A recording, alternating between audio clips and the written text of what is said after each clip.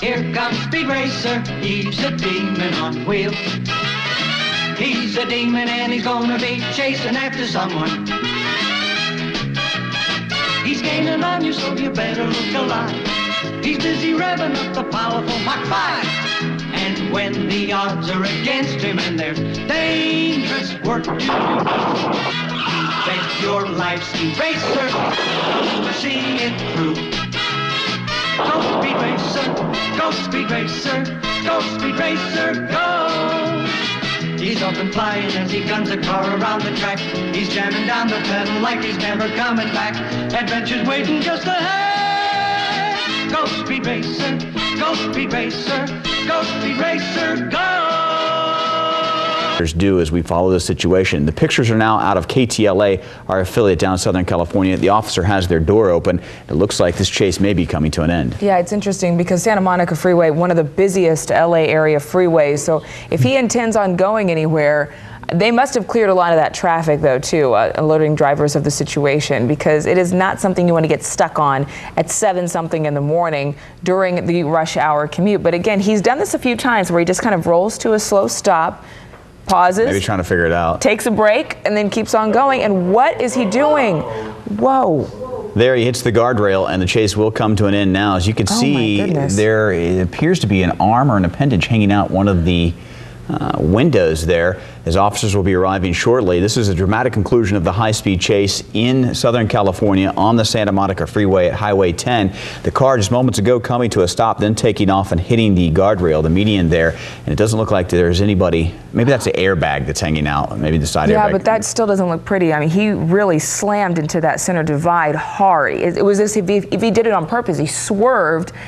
And yeah, this is a dramatic end, as you said. Officers obviously being very cautious as they're approaching the vehicle. Came to a stop a couple of times rolling the window down, almost as if the individual, the driver, was showing something to the helicopter that was hovering up above. So as you can see, officers have not got onto that car just as of yet, as they're taking it very cautious. Obviously, they're very concerned that individual is either armed or dangerous. We have no idea if he's injured at this point after that big impact with the median. Yeah, and you can see traffic slowing on the other side. I mean, car chases, that is, they're pretty common, pretty frequent down in the Southern California area. So this isn't something new for commuters, but certainly you do want to stop and look at what happened with such a dramatic bang to that center divide. As you said, Chris, they're keeping a safe distance from the driver. No word on whether the driver survived that crash. I don't know that you could. Well, it just happened, so yeah, they haven't even gotten to the vehicle yet. So let's reset the sequence of events. We've been following this for about 15 to 20 minutes now. I'm sure it's been going on for much longer. It appears this high-speed chase with this tires, I don't know. Now, CHP has a clear line of fire north up I-5. There's obviously no one there. However, just on the other side of the freeway, there's a lot of cars. Of course, any shot they were going to take would be straight on, so they could fire if they had to from their cars north on the freeway there. You can see the rubber on the freeway. You can see the point. Look at that, yeah. I don't see any spike strip lane, so it doesn't look like they were able to do that. He just popped his own tires, maybe. Behind the wall here. We'll have it back for you in just a second. Here's what happened moments ago as the tires were blown out. We saw him there, everything intact, and then he gets behind these trees.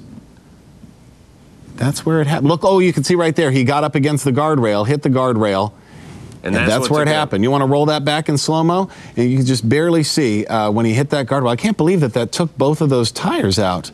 Just hitting the guardrail. Must have gone up on it. And it's remarkable that the vehicle didn't flip at that point. Of course, you know, you look at any side of a Los Angeles area freeway and there's any number of debris or anything that I guess could have done that. This is a very tense situation as we see the suspect. There's his kind of I saw his arm move. I'm seeing all kinds of he's moving his arm. He's okay. He doesn't have anywhere to go. Yeah. That vehicle is definitely going to be completely disabled. So at this point, it's just a waiting game before CHP comes up and approaches and tries to take this guy into custody.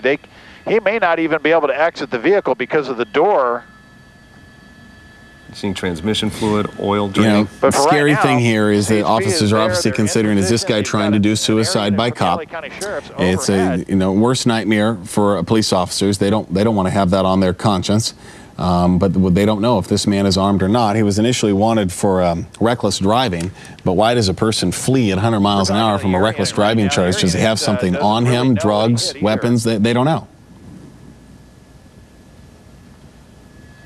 And if you see the underside of the vehicle, obviously it did major damage in addition to the tires to that vehicle. Is that LA County or CHP you're talking to? Now look, you see this? They're approaching with their vehicle. Okay, here's a different angle. You can get an idea. Oh, man. It almost looks like one of his tires blew or something that caused him to jerk that much to the left. And then something flew out of the... Yeah, I saw something exit the vehicle. Yeah. So back to the live picture, CHP is approaching the vehicle. This is what they do. They've got their doors open. The CHP unit now slowly advancing with officers with their rifles out. God, that's scary as hell.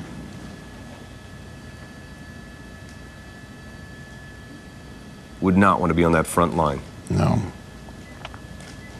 Yeah, but they got to do it somewhat fast, because if he could get out and get across the other lanes, he could, and he has a weapon, he could take a hostage, he could do anything. So they've got to do it quickly. They can't just wait.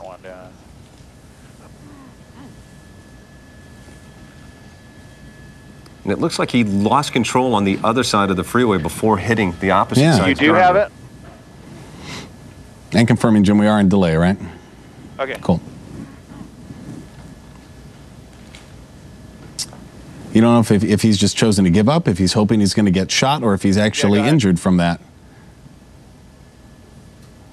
It smashed up the front of his vehicle, but not so bad that you think it would, injure his legs. But then again, he had no seatbelt on, so we don't know. That's what it was. I didn't see any blood coming out of his forehead or anything. I mean, he looked in pretty good shape. If this gets too ugly for morning television, we will cut away. You can't see it streaming live uninterrupted at CBS13.com. It looks like they've stopped the traffic or cleared it on the other side of the freeway in case they have a situation, where they have to shoot in that direction. It looks to me like the other side of the freeway is clear, doesn't it? With the exception of the people slowing down to see what's taking place. Yeah, I'm listening to it on the scanner. There you go. Here we go. His arms hanging Coming out the door. Coming up to the vehicle here, the suspect is... Oh, you better get your hands out that door, buddy. Both hands inside. You better get your hands outside that door. This guy has nowhere to go. His vehicle's disabled. He's got both hands out. 3 weapons He's hanging out the door right now from the CHP. I'll pull out as soon as we go live. How long till we go live? He's just laying out the door right now. Okay. And they did clear the other side of the freeway. See that? We'll keep it wide when we go live. I'm watching there. They got him. Got him by one hand. They've got both hands. And now CHP takes he doesn't seem to be in the mood or in the capable of putting up a fight. In Boyle Heights, we're still going to have a freeway closure right during the heart of rush here. Northbound 5 approaching the 10. He may need medical help, but they're going to make sure they get both of those hands restrained and get that guy completely restrained before they get him out of there and get an ambulance in. And now the word from officers on the ground, code 4, that means suspects in custody, no further action needed here. They're going to have to find a way to get him out of the vehicle here. But most definitely... Look at all the red transmission fluid from the engine. That just crunched his engine.